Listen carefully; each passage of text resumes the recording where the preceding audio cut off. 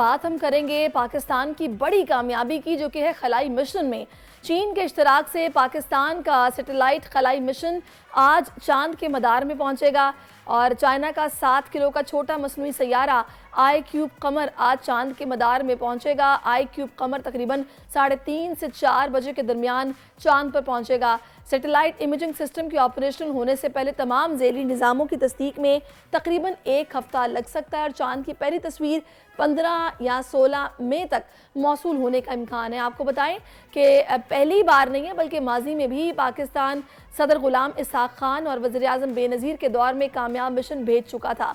माजी में बदर अव्वल को चीनी रॉकेट पर फ़ज़ा में भेजा गया था और इस वक्त बदर अव्वल ने 17,500 मील फ़ी घंटा की रफ्तार से चांद की ज़ेली ऑर्बिट में चक्कर लगाया था और उसके बाद अब ये iCube मिशन है जो कि आज चांद के मदार में पहुंचेगा। इसी सारी सूरत हाल पर हम बात करेंगे। इस वक्त हमारे साथ मौजूद हैं डॉक्टर कमरुल इस्लाम साहब, जो कि डायरेक्टर इस प्रोजेक्ट के, हेड इस प्रोजेक्ट के। उनको वेलकम करेंगे शो में। अस्सलाम वालेकुम डॉक्टर साहब, thank you so much for joining अस।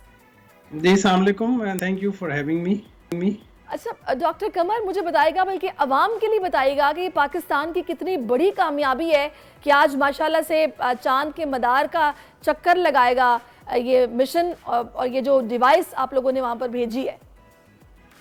अच्छा, पहले मैं थोड़ी सी तस्हीह कर दूं। जो बदर अव्वल था ना, वो ज़मीन के मदार में था, चांद के मदार में नहीं गया था। अच्छा, ऑल राइट। ये चांद के मदार में जाने वाला है पाकिस्तान का पहला मिशन है, फर्स्ट लूनर मिशन है। ओके जी हाँ। और ये आज तकरीबन आज के दिन हम उस पर अब काम कर रहे हैं, तो ये अल्हम्दुलिल्लाह एज पर स्केड्यूल जा रहा है। और आज जो है ये उससे सेपरेट होगा जो ऑर्बिटर है, और उसके बाद ये इसका अपना मदार है उसमें जाएगा, जो कि 12 घंटे का मदार है, 12 आवर्स ऑर्बिट है। और इसमें जैसे सेपरेशन होगी उसके बाद इसके कुछ प्रोसीजर्स हैं जो हम करेंगे। इसके सब सिस्टम्स टेस्ट करेंगे, और जो जनरली इनको इन ऑर्बिट टेस्ट कहते हैं जो हमारे अपने टेक्निकली ना, तो वो हम सारे इसके करेंगे। और उसके बाद एक दफ़ा प्लेटफॉर्म वगैरह के सारे टेस्ट मुकम्मल हो जाएंगे, उसके बाद फिर हम पेलोड की तरफ जाएंगे। तो डॉक्टर साहब, मैंने जैसे कि पहले आपसे पूछा कि पाकिस्तान की कितनी बड़ी कामयाबी है टेक्नोलॉजी की इस दौड़ में, इस तरह से जिस तरह ये आज बड़ा दिन है कि ये मिशन जो है ये वहाँ पहुँच रहा है और ज़ाहिर है आप लोगों की एफर्ट्स हैं, तो कितना ज़ाहिर है अभी तो आपको पता है कि दुनिया इतनी एडवांस हो गई है, तो ऐसे में हम भी इस दौड़ में शामिल हो गए हैं, तो इसकी सिग्निफिकेंस पे मैं चाहूँगी थोड़ा सा अगर रोशनी डालें आप। जी जी, इसकी बहुत सिग्निफिकेंस है, क्योंकि जितनी भी स्पेस फेयरिंग नेशंस है ना, वो चांद पे जाना एक बड़ा माइलस्टोन समझती हैं, मतलब एक बड़ा संगे मील है चांद पे जाना। तो ये हम जा रहे हैं, तो हमने एक संगे मील अबूर किया है चांद पे जाने के लिए। और जाहिर सी बात है, इस पे जाने के लिए जो आपको टेक्नोलॉजी चाहिए होती है वो नॉर्मल स्पेस पे अर्थ के इर्द गिर्द जाने के लिए मदार से काफ़ी मुख्तलिफ होती है, और उसमें काफ़ी चैलेंजेस होते हैं। तो हमने ना इन सारे सिस्टम्स को उसके लिए क्वालिफाई किया है। फिर चाइना की जो अपनी रिक्वायरमेंट्स थी, चेंगे 6 की काफ़ी स्ट्रिंजेंट रिक्वायरमेंट्स थी, उनको पूरा किया है, और उनकी तरफ से कोऑर्डिनेशन भी हमारी बहुत रही है। तो ये एक बहुत ही, और दूसरी बात ये है कि देखें स्पेस जो है ना इज़ द फ्यूचर, और space technology multi disciplinary technologies हैं, इसमें हर टेक्नोलॉजी यूज़ होती है। और अगर आप इसको अचीव करते हैं तो उसका मतलब ये है कि आप ज़मीन पे मुख्तलिफ एरियाज़ में जो टेक्नोलॉजीज़ हैं उनको इसमें अप्लाई कर सकते हैं, और इन जनरल ये सोसाइटल नीड्स में काम आते हैं। दैट मीन्स कि आपकी इकोनॉमिक साइड पे जो इसके बड़े बेनिफिट्स हैं, इसीलिए जितनी भी सी फेयरिंग नेशंस हैं वो इस तरफ जा रही हैं। सही सही डॉक्टर साहब, वैसे तो देर आए दुरुस्त आए, लेकिन मुझे बताइएगा, अक्सर ये डिस्कस हो रहा है कि रहबर 1, बदर 1, उसके बाद ज़ाहिर स्पार्को भी उसी तरह से अपना काम तो कर रहा था, लेकिन क्यों इतना वक्त लग गया हमें यहाँ तक पहुँचने में? अच्छा, स्पेस जो है ना, इसमें आपकी ना बहुत चाहिए होती है investment, in terms of financial investment बहुत चाहिए, और उसके बाद आपको ह्यूमन स्किल्स डेवलपमेंट करने के लिए एक काफ़ी टाइम चाहिए होता है। तो उस हिसाब से जो हमारी इन्वेस्टमेंट है वो लिमिटेड थी, जो हमारे ज़मीन के इर्द गिर्द सैयारों पे और सैटेलाइट्स पे।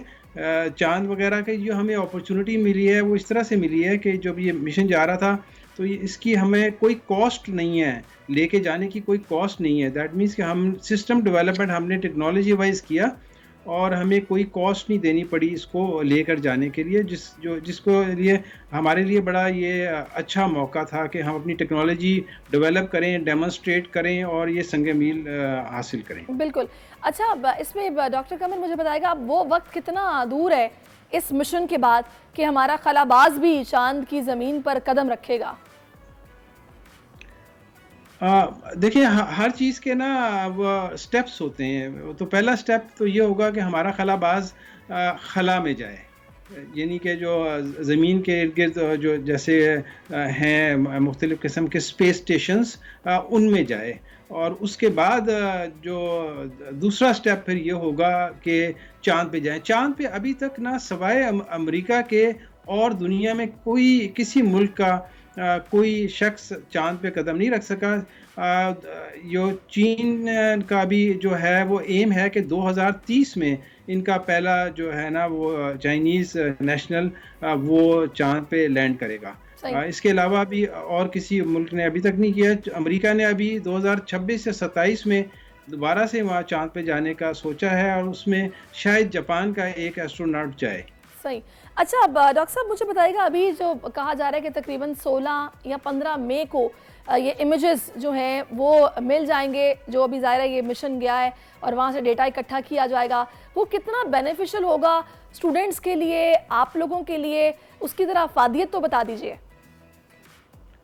देखें जो भी सैटेलाइट होता है ना, चाहे वो ज़मीनी मदार में हो या चाँद के मदार में हो, उसके दो हिस्से होते हैं। एक उसका प्लेटफॉर्म होता है जो को क्वालिफाई करता है कि ये सैटेलाइट इस मदार में ऑपरेट कर सकता है। तो एक तो हमारी उसकी क्वालिफिकेशन में डिफरेंट सब सिस्टम्स होते हैं जिनको हम क्वालिफाई करते हैं और उसकी बड़ी एक हैसियत होती है। तो हम तो एक ये होगा। दूसरा उसका पेलोड होता है। इस केस में इसका पेलोड इमेजिंग का है और हमारा इसका जो ऑर्बिट है वो इस तरह से बना हुआ है कि हम इसकी जो साउथ साइड में ज़्यादा इंटरेस्ट है जनूबी पोल की तरफ, तो हमने इसको मदार इस तरह से बनाया है कि वो करीब तरीन उस इलाके में होगा। तो हमें उधर सबसे ज़्यादा हाई रेजोल्यूशन इमेजेस मिलेंगी और बाकी जगहों की भी इमेजेस मिलेंगी। तो इमेजेस से फिर हम उसका इमेज एनालिसिस करेंगे एंड उसमें बहुत सारी चीज़ें ऐसी हैं जिससे हम मालूमात हासिल कर सकते हैं, वो क्योंकि वो हमारा अपना डाटा होगा, अपने सैटेलाइट का डाटा होगा, तो उससे बहुत मालूमात हासिल हो सकती है। अच्छा डॉक्टर साहब, मुझे ये भी बताएगा कि अब इसकी मॉनिटरिंग आप लोग किस तरह से कर रहे हैं, क्योंकि ये मिशन तो आई थिंक सो चीन के सूबे से गया है और टेक्नोलॉजी वाइज आप लोगों ने डिवाइस उनको दिया, वो आप लोगों ने कनेक्ट कराई है और इस तरह ये चला गया है। तो क्या कोई मॉनिटरिंग सिस्टम यहाँ पे भी लगा हुआ है, वहाँ पे भी लगा हुआ है, काम हो किस तरह रहा है? जी ऐसा है कि चाँद या मरीख पे जो भी सिस्टम जाते हैं वो उनका कनेक्शन डीप स्पेस नेटवर्क्स के थ्रू होता है। डीप स्पेस नेटवर्क का मतलब ये है कि बहुत बड़ी बड़ी डिशेस होती हैं जो कि दुनिया के मुख्तलिफ जगहों पे हैं, उनके थ्रू कनेक्शन होता है। चाइनीज़ का भी अपना डीप स्पेस नेटवर्क है और हम उस डीप स्पेस नेटवर्क से कनेक्टेड इस तरह से हैं कि उनका जो भी डाटा है ना वो हमारे स्टेशंस हैं इस्लामाबाद, लाहौर में और इस्लामाबाद में, तो वो डाटा की वहाँ अवेलेबिलिटी। और लेकिन अभी क्योंकि ये अभी रिलीज़ हो रहा है तो इसमें थोड़ी सी ज़्यादा जल्दी एक्टिविटीज़ चाहिए होंगी, तो इसलिए मैं खुद और मेरी टीम जो है ना इस वक्त चाइना में है, क्योंकि ये थोड़ा सा अभी प्रोसीजर जो होता है सेपरेशन का और वगैरह। तो डॉक्टर साहब, चाइना में क्या माहौल है, कितनी एक्साइटमेंट है इस मिशन को लेकर?